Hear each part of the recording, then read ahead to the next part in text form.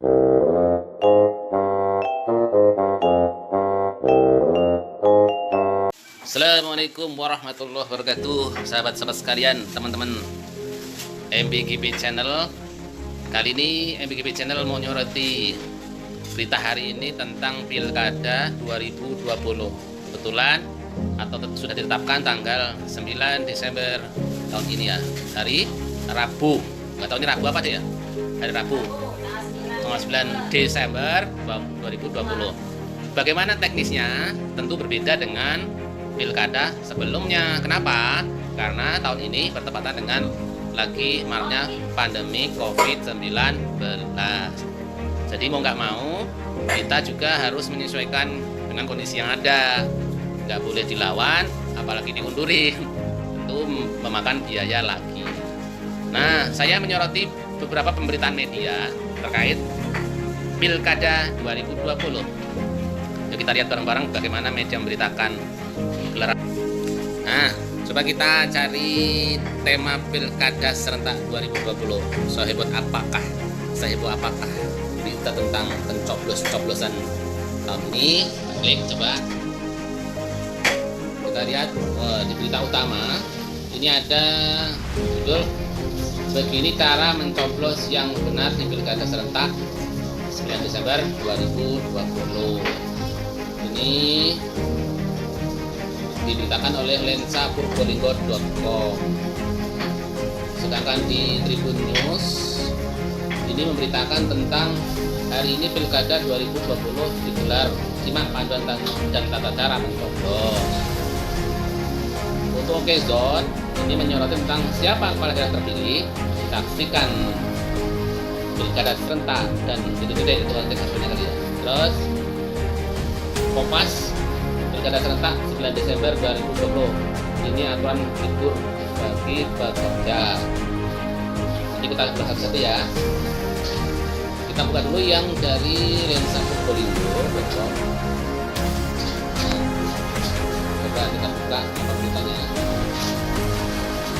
Di sini dia menyoroti tentang ini cara mencoblos. Nah, bener ini berita ini penting karena memang kita memang banyak yang awam ya. Berarti ini kan tahun yang beda dari tahun sebelumnya.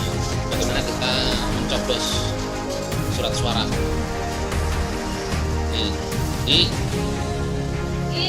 Jadi dalam beritanya dia mengutip pernyataan dari Menko Polhukam Mahfud MD agar pengguna hak pilih ikut dalam proses pilkada pemilihan kepala daerah.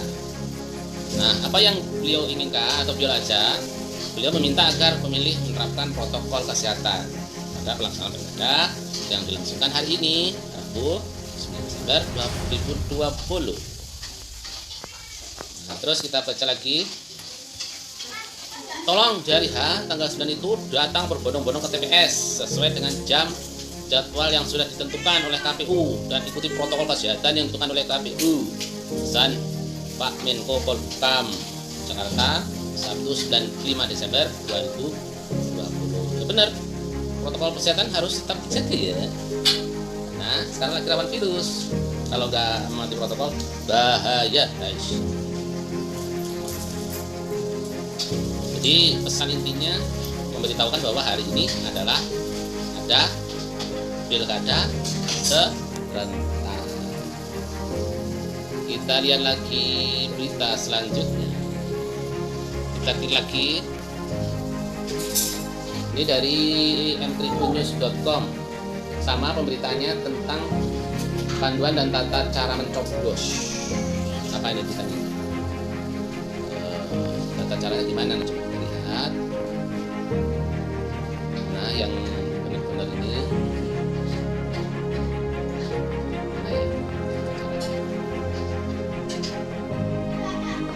Sama sih. Jadi sebelum menggunakan hak pilih di TPS, sebaiknya simak terlebih dahulu panduan dan tata cara mencoblos pada Pilkada 2020. Apalagi penyelenggara Pilkada 2020 berbeda dengan Pilkada yang pada tahun sebelumnya karena digelar di tengah pandemi COVID-19. Maka pun diimbau untuk tetap menerapkan protokol kesehatan saat mencoblos di Pilkada. Nah, ini tribunnews.com langsung memberikan caranya. Satu, pastikan nama sudah terdaftar di DPT. Ini beliau memberi cara untuk mengetahui bahwa nama kita ada di DPT. Itu bisa dicari di online kayaknya nih ya, online, syarat online. Cara cek nama DPT Pilkada serentak 2020, akses dilindungi hak pilihmu.kpu.go.id. Ini beliau tangkap layarnya di akun milik KPU. Jelaskan itu. Jadi secara online bisa dicek situ ya. Tapi kalau kalian hari ini sudah dapat surat suara, pasti berangkat, jangan sampai nggak berangkat ya. Yang kedua, sebelum berangkat ke TPS, sebaiknya cek dulu apakah nama Anda sudah terdaftar di daftar pemilih tetap. Kan sudah dapat hak, ya pasti sudah dapat. Kita lanjut lagi beritanya apa ini? Halaman 2-nya. Yuk, mana? Ini. Mana? Nah, untuk masuk dalam daftar DPT ada 3 syarat wajib yang dipenuhi pemilih, yaitu warga negara Indonesia, berusia 17 tahun atau lebih saat memilih, atau pernah atau sudah menikah. Itu aturan yang penting itu ya. Cara cek nama apakah sudah terdaftar DPT bisa dilakukan dengan mendatangi kantor desa atau kelurahan setempat. Nah, ini kalau kita pengen mengecek secara langsung. Kebetulan kita belum dapat surat suara, ya mungkin karena kita baru pulang dari kampung sebelah. Nah, itu kita cek di kelurahan, apakah nama kita ada di situ.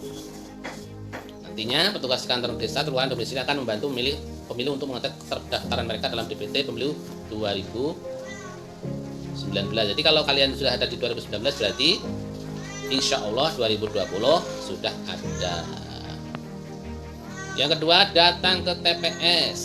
Tuh gambarnya. Jadi terlihat orang datang ke TPS sudah langsung dicek suhunya dengan apa sih namanya ini, soft apa sih ya untuk nembak, aneh lupa namanya lagi. Warga mengikuti simulasi suara pemilihan serentak di gedung KPU Jakarta. Ini salah satu contoh kalau sebelum masuk mereka dites panasnya. Kalau di atas 37,3 kalau nggak salah, mereka tidak boleh ikut dalam proses pemilihan karena dianggap mungkin dianggap sakit atau kurang sehat dan khawatirnya mereka terkena COVID-19. Nih, datanglah ke TPS tempat Anda menyeblos untuk menyalurkan hak pilih. Jangan lupa bawa KTP dan formulir C6 alias surat undangan berupa pemberitahuan untuk memilih. Bagi Anda yang belum memiliki KTP elektronik, bisa membawa KTP sebelumnya atau surat keterangan perekaman KTP elektronik. Lanjut. Apalagi yang disampaikan oleh Tribun News. Apalagi ya. Setelah memperlihatkan KTP dan menyerahkan formulir C6, Anda juga akan diminta untuk mengisi daftar hadir. Biasa di sini ya. Hadiran kita diketahui oleh petugas TPS atau KPPS-nya. Yang harus diperhatikan, datanglah ke TPS pada jam yang telah ditentukan atau tertera di undangan. Kalau di sini, nah, ini contoh C6. Ini saya juga dapat sama istri, jadi saya juga harus memilih. Nah, hal tersebut terjadi agar tidak terjadi penumpukan seperti pada pilkada tahun lalu dan menghindari kerumunan di tengah ini. Jangan lupa untuk memakai masker dari rumah. Di TPS memang disediakan masker, tapi itu hanya cadangan dan jumlahnya terbatas. Pemilih juga diharapkan membawa alat tulis sendiri dari rumah untuk menulis atau memberikan tanda tangan dalam daftar hadir.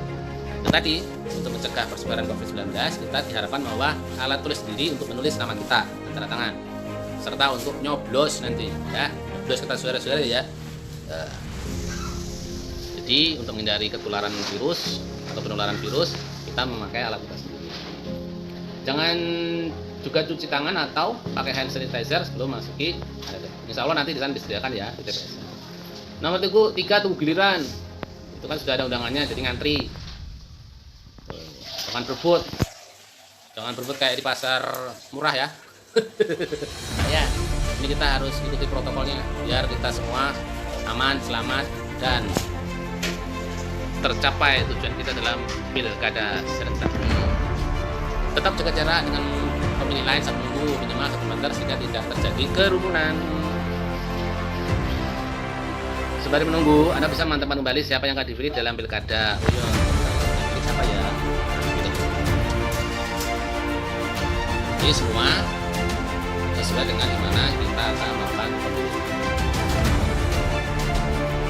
Daerah yang menggelar 2 pemilihan kepala daerah, maka masyarakat akan diberikan 2 surat suara misalkan jadinya daerah yang hanya menggelar 2 pemilihan tetap akan menerima 1 surat suara. Pastikan surat suara yang kita terima tidak rusak. Bila rusak, Anda bisa menggunakan. Dalam pilkada 2020 ada 3 warna surat suara yang dipakai. Yang harus diperhatikan, beda warna surat suara, beda pula kegunaan atau siapa yang akan dipilih. Warna tersebut adalah coklat, dan merah muda. Untuk yang berwarna coklat bagi pemilihan gubernur dan wakil gubernur.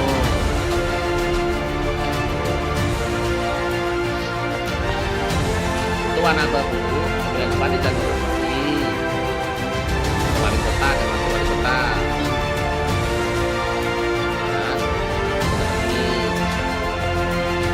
Warna merah muda, oh yang wali kota yang merah muda, bupati yang warna bukan yang wali kota dan wali kota warna merah muda.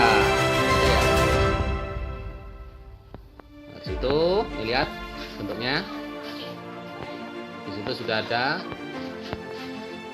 yang keempat, masuk ke bilik suara. Setelah menerima surat-surat tersebut, masuklah ke bilik suara untuk mencoblos kepala daerah sesuai pilihanmu. Agar suaramu sah, perhatikan cara mencoblos surat suara. Jadi, yang pertama, pemilihan suara pada surat suara dilakukan dengan cara mencoblos 1 kali pada kolom yang berisi nomor urut, pas foto, dan nama pasangan calon. Jadi, 1 kali aja ya. Anda dapat mencoblos nomor urut, nama, atau foto pasangan calon pada surat suara. 1 kali coblos, jus.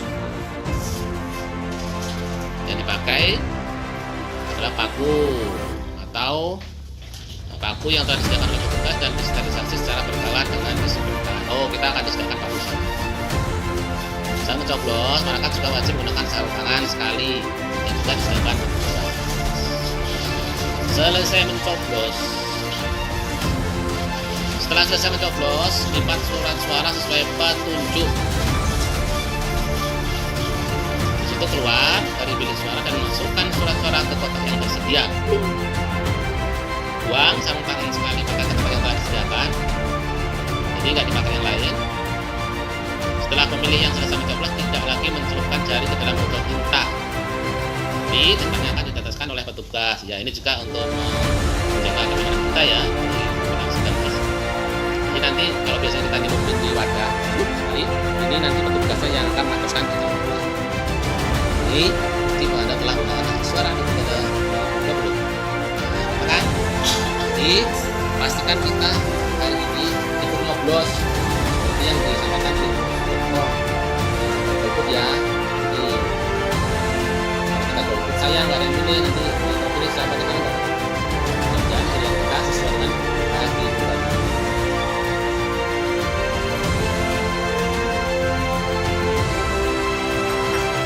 Ya, dari selanjutnya ya kita cek lagi. Ini dari Okezone. Nah, dari Okezone menyoroti tentang kepala daerah yang terpilih. Coba kita lihat. Oh, dari Quick Count e-news pukul 8.30. Jadi hasil pemilihan kita itu akan bisa kita ketahui. Ini kan polling ya, quick count dari lembaga quick count-nya itu ini tanggal 8.30. Oke, jadi mulai itu sudah bisa kita lihat informasi tentang hasil pilkada serentak di daerah.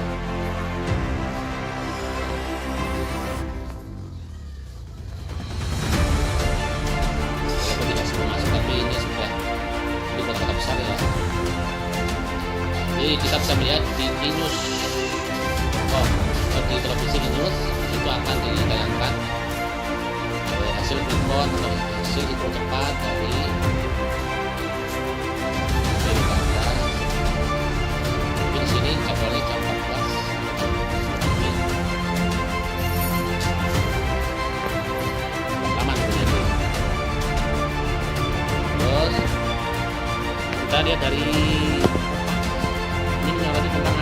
libur. Lihat. Jadi intinya Kompas.co memberikan penjelasan bahwa sesuai dengan amanah Menteri Ketenagakerjaan Ida Fauzia bahwa para pengusaha akan memberikan kesempatan kepada pekerja atau buruh untuk memberikan libur. Jadi barang siapa perusahaan tidak boleh memberikan libur, maka bisa dituntut dengan tahun di tanggal 9 semua harus libur. Ada istilah lembur, mereka harus ngobrol semua dan lain sebagainya. Jadi intinya semua harus melakukan ini. Terus dari Tribun Jogja menyoroti ajakan untuk tidak golput. Ya, sekali lagi ajakan untuk tidak golput adalah ajakan kita bersama agar pesta demokrasi di negeri ini berjalan dengan apa yang kita inginkan. Itu saja sorotan dari MBGB Channel terkait suara-suara media yang menyoroti tentang Pilkada Serentak 2020. Semoga informasi ini bermanfaat. Tetap semangat.